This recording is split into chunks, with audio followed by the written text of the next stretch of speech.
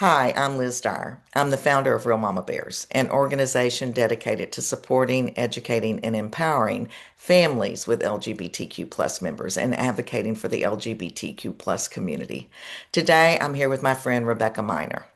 Rebecca is an internationally recognized gender specialist, clinician, and educator. She has over 10,000 hours of experience supporting trans and gender expansive youth and their families. Her mission is to help caregivers show up with love, confidence, and the tools that they need to fully support their gender expansive children because every child deserves to be seen and celebrated for who they are. I'm excited because Rebecca has written a book called Raising Trans Children, Trans Kids, Raising Trans Kids. And I've had the opportunity to read an advance copy. And I can't tell you how excited I am to get this book in the hands of Mama Bears because I love the way the book is formatted.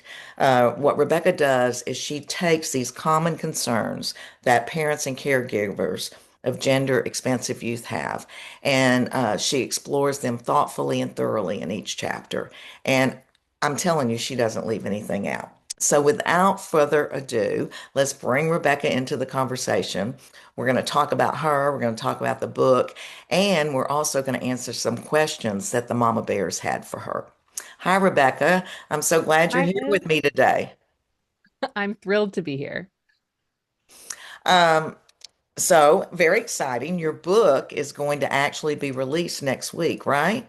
Yes, on Tuesday, 9/9. Oh, that's great. And then you have a special event coming up too? We sure do. The next day on September 10th, we have a event at Fenway Health. And folks, if they're not in the Boston area, are welcome to attend virtually. And I hope you do. Oh, good. Well, we'll be sure and share that link and information with the community so they can, get involved and participate and see what everything is. Um, so tell me a little bit about your background and how you got into this work. Sure. So I am a clinical social worker by training, but I got into this work really starting back in college. I knew that I wanted to be a clinician. And I had the opportunity to take a writing seminar my freshman year of college, where I took a course called Queer and Pleasant Danger. And I read Kate Bornstein's memoir. And it was the first time I'd really been exposed to a trans narrative that wasn't, sensationalized in the media in some way that was really unproductive and instead was a really kind of personal and human narrative. And it was at that point that I was like, I really want to dedicate my clinical career to working with young people, but especially working with young people who need some support around becoming the fullness of who they are and living their truth. And so I kind of tailored my work from there because there weren't classes and majors and things specific to that at that time. But I did independent studies and begged and pleaded with professors to to write my papers about things that were relevant. And I'm excited that I'm now at this point where I've been able to really put all of that into this book. I love that. It's such important work, and I really feel like it is an area where we don't have enough people like you doing this work. I know that, moms of trans kids and gender expansive kids who are in our community often are asking, please help me find somebody. Yes. Especially even for younger children, even before, things like hormone or physical transitions would be taking place, where, parents are just trying to support their young trans child in social transitions. It's even harder sometimes to find somebody who is working in that area. So you do that kind of work too. I do. I do. And it's some of my favorite work. And being able to work with families now all over the country and the world has been really exciting, and being able to share um, my knowledge when we move out of just the therapy room and are allowed to kind of, when we call it coaching, I'm allowed to work with folks wherever they are. And so I love getting to help families, especially with young kids. I mean, of all ages, but especially those parents that are like, we're seeing these signs, but we're not sure what to do. And we want to do the right thing. because at that point, like we're just exploring. We're not, there are no big major risks or scary things. Like we're not locked into anything. But helping guide people at that time is one of my favorite things. Yeah, and I'm sure you work with the kids too. Oh And, yeah, yeah, and help them, just have the freedom and the space to explore their own, true identities. absolutely.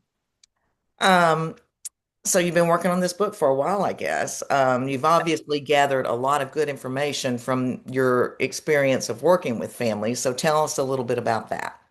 Sure. So I actually started writing this book in 2020. And I'm so excited that it's finally going to be out in the world because it has felt like a long time coming. Um, and, at many points throughout the last 5 years, I thought, oh my goodness, this book is needed now more than ever. And now it could not feel more urgent. So I'm glad though that it took as long as it did because it really allowed me to pour in so many more years and so many more sessions, and really be able to bring the kind of richness of people's stories to the book as well, so that it doesn't just feel like something that's a textbook or like it's written for therapists or something, but really is kind of like given a life when there's also case examples and stories of families who are really going through these things. And all of those are either written from my clinical experience or colleagues and other clinicians who I work with who've shared, without identifying information. Of course, all of that's been changed. But these are real stories. I love that. Yeah, I think that is really important. And it does bring, the guidance to life in a way that is more meaningful and I think, more helpful to the families that will be reading your book. Um, Before we get into these questions, is there anything else that you want to share with the people that are listening, who might be wanting to, read your book or, get engaged with the work that you're doing? Sure. I mean, I want anyone who has even the slightest inkling of interest in reading the book to be able to. I never wrote this book, with the plan of selling 1 million copies or becoming famous in any way. I really just wanted a resource to be available to the folks who need it the most. And something that I'm incredibly afraid of, especially at this time, is that it won't get in the hands of the people who need it. So the more that people can buy copies. There's also opportunities to donate copies. My publisher has a nonprofit where folks can make donations, and we'll actually make sure that the books get shipped to places where it may not be available for sale because of their local legislation or whatever the case may be. To really make sure that it gets to folks, like asking at your local library if they'll carry it or buying a copy and bringing it to them. There are so many ways that people can help, and I would just love to know that it's in those little libraries in people's neighborhoods and things, so that we can really just get the information to the people that need it most. Yeah, I love that. And we'll be sharing all of that information with the community, in the comments and the introductions to this interview, because we want to help get this information out too. Because, one thing I always believe is as the family goes, so goes the world. So the Yes. more families that we educate and empower, I think the more positive change that we're going to see. And really do that work that we're both passionate about creating a world where everyone is free to live as their true authentic self, what without fear of being shamed or discriminated against or villainized. And the transgender community is really at risk right now. We're in a very, very difficult time, and so this information is, not only helpful, but I think it's encouraging too, to families with trans and gender expansive children and to the transgender community at large to know that people are doing this kind of work and getting this kind of information out and trying to educate the public because education is so important in squelching transphobia, isn't it? Yes, absolutely. Absolutely. Right. And we see it time and time again. Like when people have the information they need and are educated about it, they're far less afraid. Exactly. Okay, so we're going to get into some questions here. I don't know that we'll be able to cover all the questions that the community had, but Rebecca has agreed that if we don't get all the questions in on this interview, that she will take the questions that we don't get to and she will record some short videos answering those questions and then we can share those. So to start with, here we got this one, Rebecca. I would love to hear thoughts on mental illness in the trans population. I hear a lot about AUDHD overlap being recognized in the trans community. I'm seeing potentially an increase in diagnosed anxiety and depression in the under 40 population in general and in the trans community. I'd like to know more about what you think about that. Sure. So I appreciate the question. I think um, first things first, I think it's very easy to assume that there's a correlation. Correlation does not equal causation, meaning when we see that there are trans folks who have anxiety or depression, that's not necessarily because of their transness. So that's an important thing to just clarify. Um, I don't, we certainly have data that shows that, you know, concerns around mental health increase significantly when trans youth especially don't have access to adequate resources and don't have familial support, but we don't have data that specifically says that this population of people is any more at risk of mental illness than any other. The risk is there because they're marginalized, not because of their transness, right? So that's the essential piece of this. Much like when we hear about people detransitioning, that's not because they decided not to be trans anymore. It's usually because it was too hard for them to move through the world and they didn't have adequate supports, which, Mhm. by the way, only makes up about 1% of the trans population. Um, when it comes to ADHD, Let which me clarify. So you're saying only about 1% of the trans population detransition. correct. Okay, good. Yeah. Yes. Yeah. Thank you for clarifying.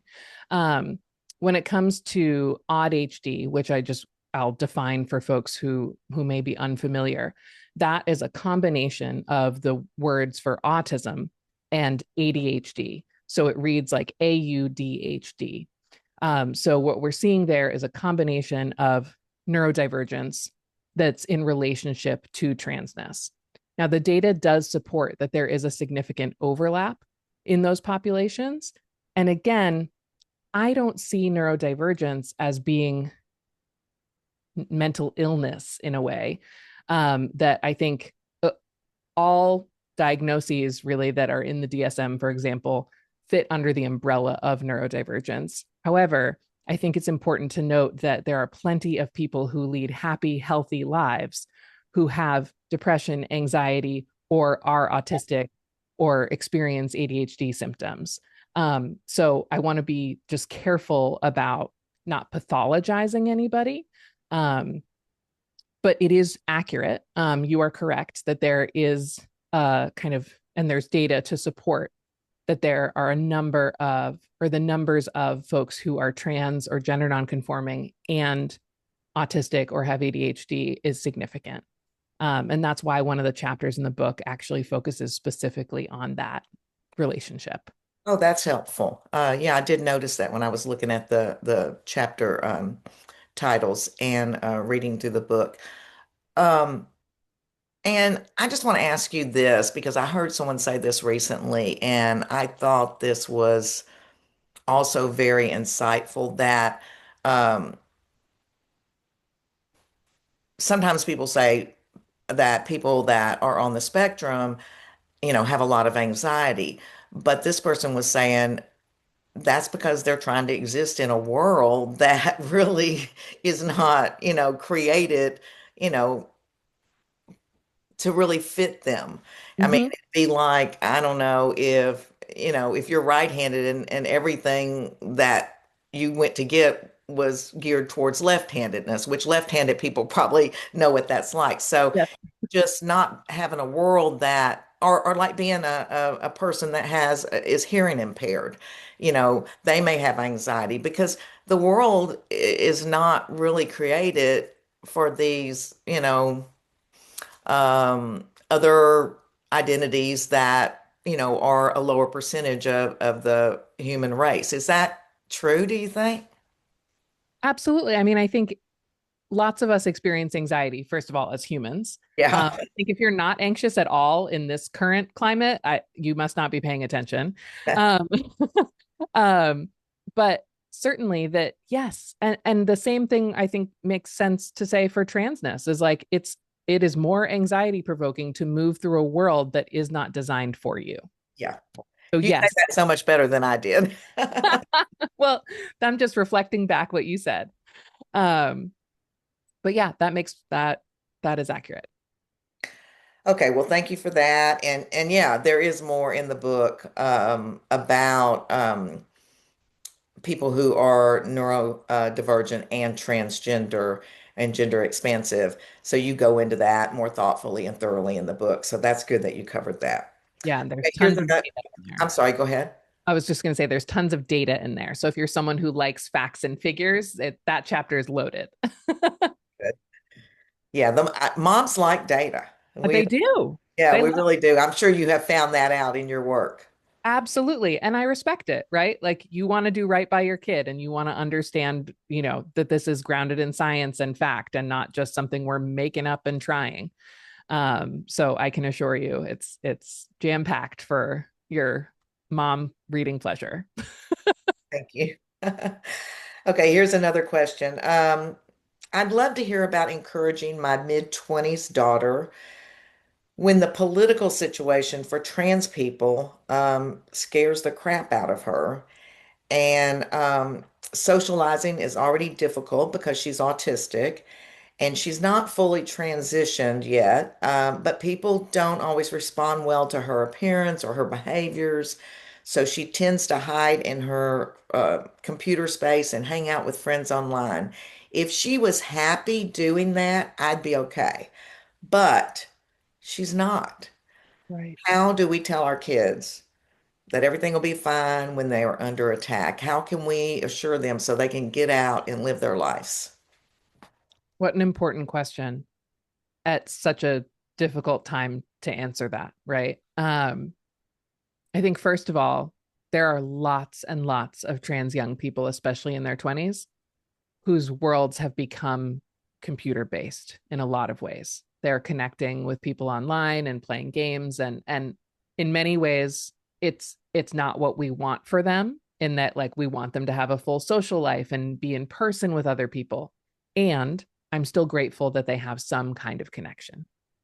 But I hear and I appreciate the clarification too that this person is saying, if she was totally happy, I'd be okay with that too. But she's not totally happy. Um, and I think the reality is we don't want to sugarcoat, especially for someone in their 20s. Like it's a different conversation if we're talking about how do I talk to an 8-year-old about what's going on right now, or a 16-year-old, or even those are all different conversations. But someone in their 20s who's aware of what's happening, um, I think it's not helpful to say, everything's going to be okay. It's all going to work out because it doesn't feel that way to them.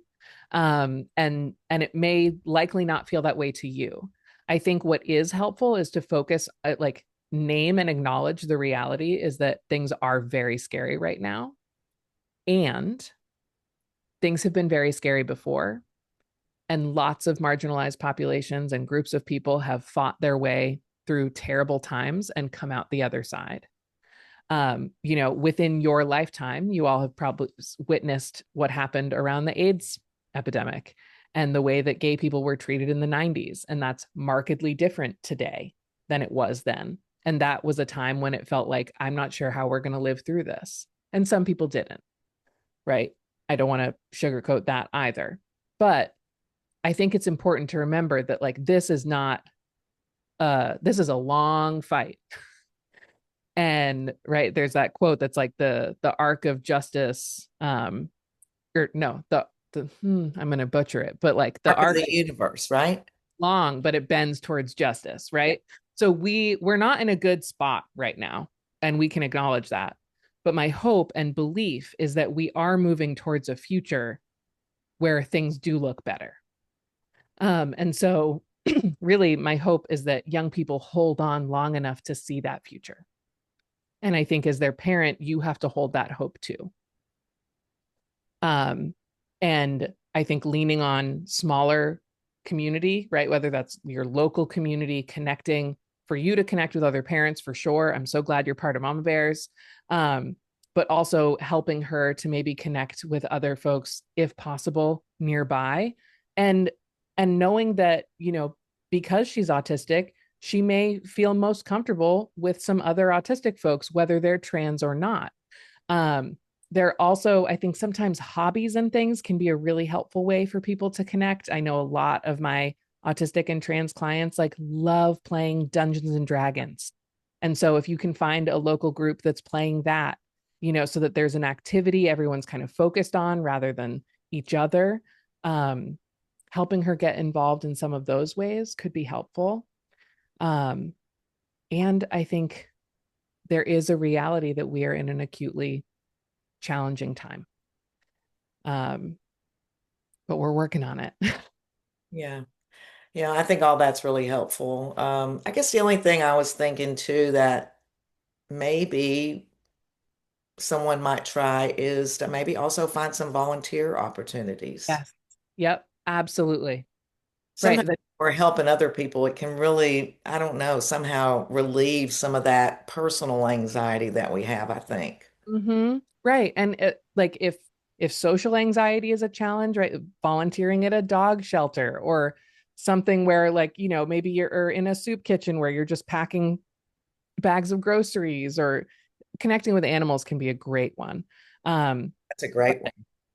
and maybe she'll meet some people who are around her age who don't share any of the same identities, but they can still connect over their shared commitment to whatever the cause is. Um, so yeah, I'm so glad you added that, Liz. I push my clients to do that a lot. And it's hard for some of them. Some of them aren't comfortable. And like this mom was saying, depending on where someone is in their transition and how comfortable they are kind of being perceived, that can be tricky. Yeah. I mean, yeah, I think, all the advice we give is not going to be good for everybody. Um, that's why I love that you gave a variety of things, because maybe one thing stands out to this mom who asked the question and she's like, oh yeah, I could suggest that or we could try that. Right. I mean, even if it's nothing more than what you said about just, talking about the history of the community and what they've been through and talk about the people that are doing the work that is needed now and, just hanging on to that hope sometimes is the best. Okay, let's move on to the next question. Um, what are some of the most important, impactful actions parents of trans youth can take to support their kids and decrease the likelihood they will experience mental health struggles? Also a great question. First things first, believe your kid when they tell you who they are. And obviously, if you're, a real mama bear, you're here for a reason. So you've probably already done that. But I just always like to give that as my first kind of groundwork rule, or, expectation that really we want to start with a foundation of respect and kind of consistent support that's unwavering. Um, and you don't have to know everything or understand everything to show up with love for your kid. So I think beyond that, ensuring that they know that you are consistently in their corner, no matter what. Um, and not in a like, I love you even though you're going through this, right? But because of all of who they are. Um, and not in despite of, but in celebration of the fullness of who they are. Um, and ensuring that they have access to the supports that they might need. So, like I was saying earlier, we know we have the data to support it, that when trans youth have supportive school systems, they have supportive home life, they have maybe a faith based community that's supportive to them. They're able to engage in hobbies and extracurriculars and spaces where they feel seen and understood. And then also having access to mental health support like therapy. I'm a big fan of group therapy, especially for trans youth, to be able to connect with other young people so that they don't feel like they're alone or that it's just them or there's something wrong with them. And they're able to hear from other people's experiences. And then also, if they do come to a point in their transition where they want or need some kind of medical care, that they have access to care that is affirming and supportive to them. And, you know, you may have control over some of those things and not others, right? Depending on where you live, it can be challenging. Your school environment may not be as affirming as you'd like, or you may not be near a doctor who you feel like you can trust with something like this. And so I think you do your best with what you have, and you reach out and connect with other people to find out about resources that may still be available to you no matter where you live, right? So I run a group for trans youth that is virtual. So that's accessible. You don't have to live in a specific city to be able to access that. Um, there are plenty of medical providers now who are providing care via telehealth across many state lines. So I think not assuming that things are necessarily unavailable because of where you are is an important piece for parents to stay open to what's possible, and continue to be a strong advocate for your kid. And I think also, I know I'm rambling now, but No, I and, love it. and more and more. But I think maintaining open and honest communication as much as you can with your kid, right? Like, try to have dinner together. I know families are busy. I know things get hectic and wild, and you've got kids running in different directions, and you're like a mom taxi and all the things.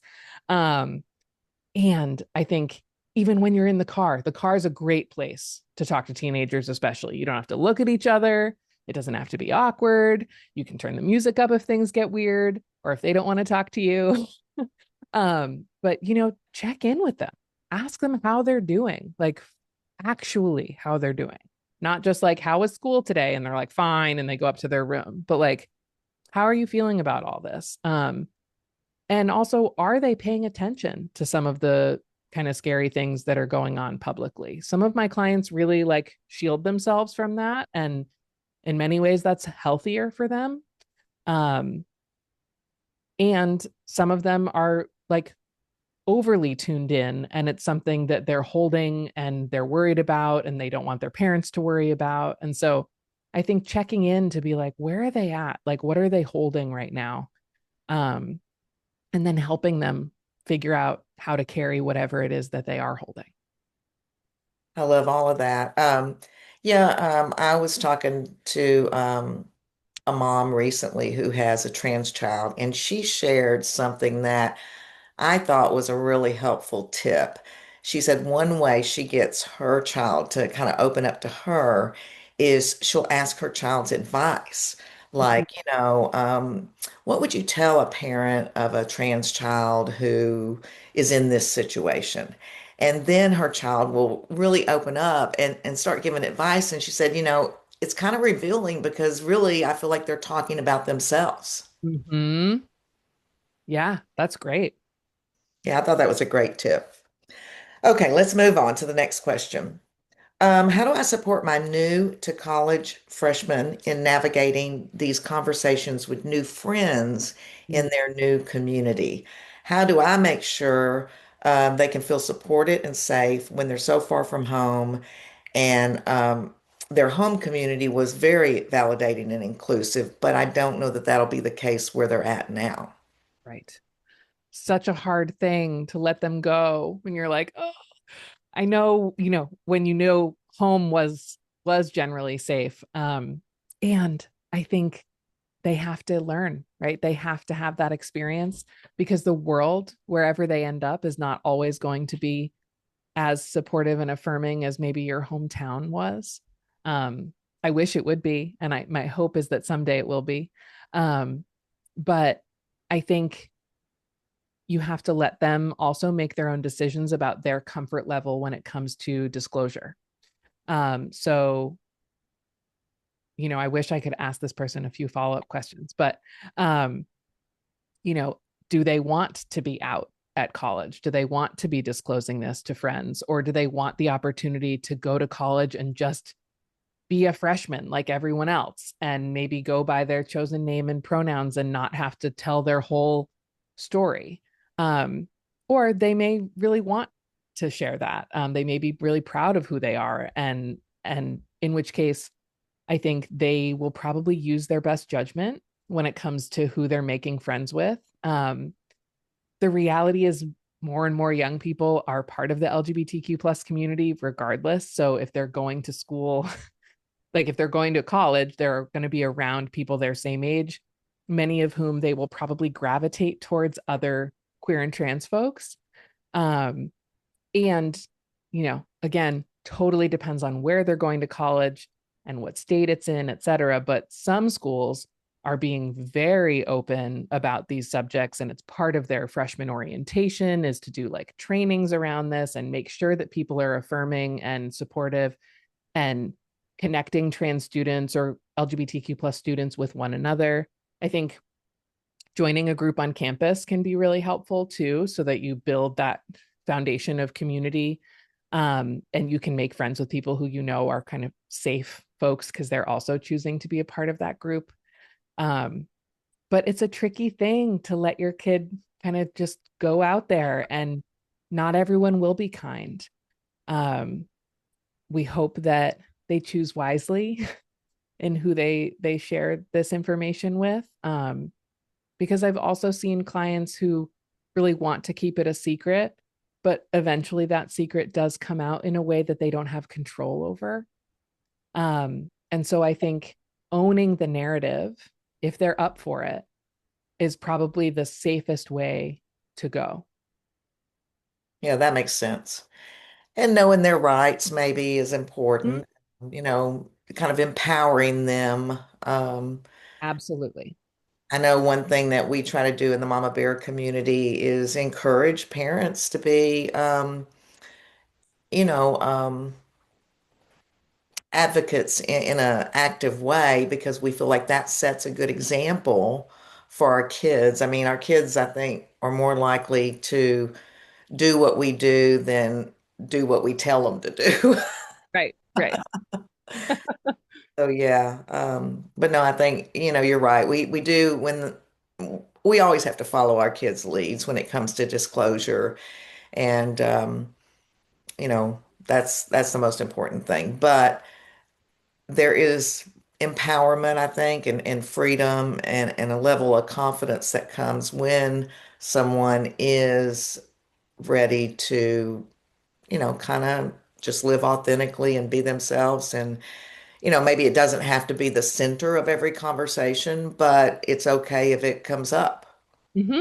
of things. Yeah. So, I think that's what we hope for most for our kids, and the work that you're doing with our kids and with families, I think helps them have more of a chance of being at that place when they do go off to college. That's the hope, right? Yeah. Yeah, I'm so proud getting to see some of my clients going off to school now and feeling so much more like themselves, and very different than maybe the 12 or 16-year-old that I initially met. Um and yeah, I think also feeling empowered so that if something does go wrong or someone does say something hurtful, that they feel like they either have the kind of gusto within themselves to advocate accordingly, right? Whether that's going to speak to someone in a position of power on campus or speak to someone in housing if it's an issue with a roommate or whatever the case may be, or at least to come to you and say, this hard thing happened and I don't know what to do. Um, so yeah. Yeah, exactly.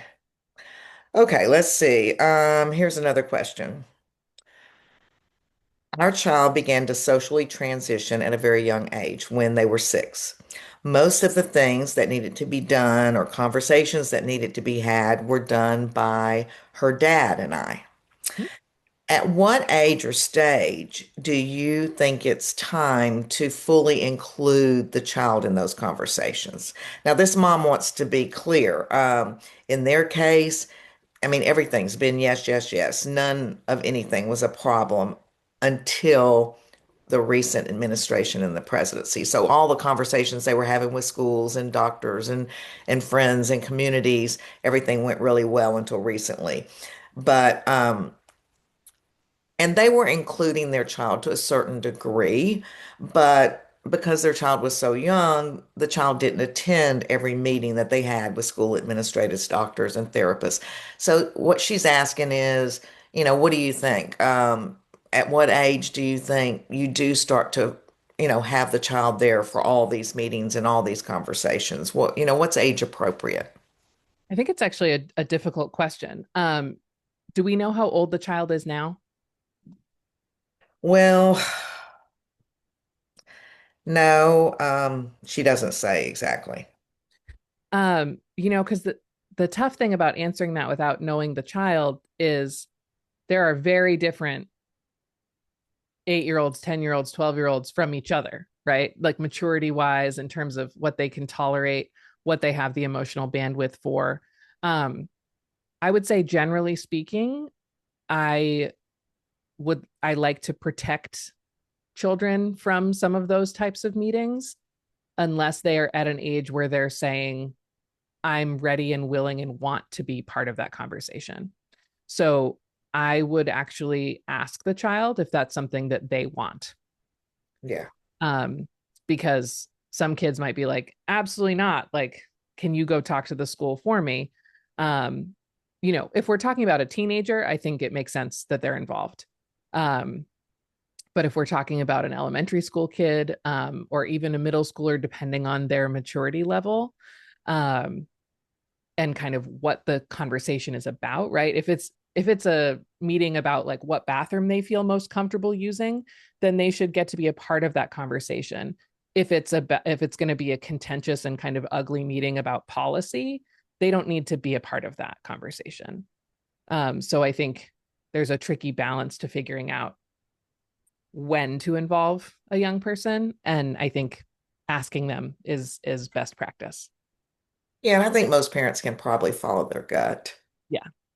I mean, you kind of know your kid better than anybody else. Mhm. That's one thing. We have a private group for moms of LGBTQ kids, and there's more than 43,000 moms in this group. And so when somebody asks for advice, believe me, they get a bunch of different.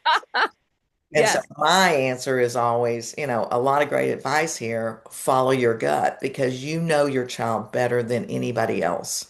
So what's going to be good for them, what's going to resonate with them, what's going to trigger them, what's going to make life better for them. Right. So, really, as long as you're trying to learn and grow yourself and you have your child's best interest at heart, I think most parents can trust themselves. Yeah. And I think it comes down to a question of like, will your child feel empowered by participating in this meeting, or will it actually set them back? Oh, I love that. That's a great way to approach it. Okay. Um, I'm not sure how long we've been going. We don't want to go too long here, but I think we have time for at least one more question. All right. How do we support best practice healthcare for trans folks in places where care is being banned, restricted, even made inaccessible completely? I think this is something we need to sort out because not everyone can move to a state or a place or a country where this healthcare that is needed, is accessible. Absolutely. Um, I think the organization that I'm most prone to talking about these days to help with that situation is the Trans Emergency Project through the Campaign for Southern Equality. They have now created a whole kind of separate portion of that where they're dedicated to advising people on how to access care safely across state lines and actually providing stipends for that care because we know not every family can just pick up and move, um, whether that's to another state or out of the country. Um, there's also an organization called Elevated Access that provides flights for people who are in need of accessing gender affirming care outside of where they live. And those are provided free of charge to families. So those are just some ways to help people get access. I think in terms of what can be done, I think continuing to vote, speaking up in your smaller community around what legislation looks like, actually showing up when there's opportunities for comment and ways to get involved at the state level is essential, um, because we know it's being restricted from that place. So if you can show up as a parent from that community and say, this is something we need, and maybe not even for your kid, right? But just this is something that we know that every major medical association has said is medically necessary, life-saving care, and it needs to be offered in our state, period. So I think, if you have money to donate it. If you've got time, you volunteer that time. If you can sign petitions or show up to make commentary, whatever it is that you have the bandwidth for, I think fighting until you've got no fight left, is what we need to do to ensure that people continue to have access to the care that we know that they need and deserve. Yeah, I think all of that's great. Yeah, keep educating people. I mean, sometimes we feel like, oh, well, nobody's going to listen, if they're on this side of the conversation, but we really never know. We Uh, so we keep planting seeds, we keep educating people, we keep speaking up. Mhm. And, like we talked about before, as the family goes, so goes the world. So if we get enough families on board, we can tip the scales. Exactly. Exactly. And you just don't know, like you were saying, like you might think your, local mom's book group is more conservative leaning and you might be scared to say something. But also, when people know someone who this personally impacts, that story means so much more to them and it can change hearts and minds. And so I think, yes, even just those one-to-one or one to small group conversations can move the needle. Um, so I agree. Thanks talk so about it. much. Okay, Rebecca, we don't want to keep you too long today. We do have some more questions that we didn't cover, and I'll be sharing those with you, and maybe the Mama Bears will have even more. So again, your book is going to be released on September 9th. Hmm. See, this may not show oh, it is showing the right. Yes. Raising Trans Kids. I love the cover. Thank I you. love the title. It's straight and to the point. Uh, and then you'll have a special. Now you can pre-order the book right now, correct? Yes, and pre-orders make a huge difference. I had no idea before I wrote a book why pre-orders mattered. I thought it was just like a nice little gift to your future self, to get a book in advance, but it actually does make a huge difference in terms of whether or not stores will stock it or libraries will have it, or basically in ensuring that it's accessible to the people who need it. Okay, so we'll get that link and we'll share that information, how people can pre-order. We'll also get the information about the special event on September 10th. If people are in Boston area, they can attend the event in person. But if not, then we can engage with it virtually. Is that correct? Yep, the event will be streaming live, and we'd love to have all of you there. That's wonderful. Um, Rebecca, thank you so much for the work you do. It's so, so important to the families in our community and to not just trans youth, but trans people throughout the world. This kind of education and support is just really going to make a difference. And I'm so, so grateful for the work you do and for the book that you've written. Anything you'd like to say as we close out today? No, I'm just grateful for the opportunity to talk about it and know that I have the force of the mama bears with me as we go into this next week and hope to get the book in as many hands as possible. Okay, well, thank you again. Thanks everyone for listening and keep spreading the love. We'll see you soon. Bye.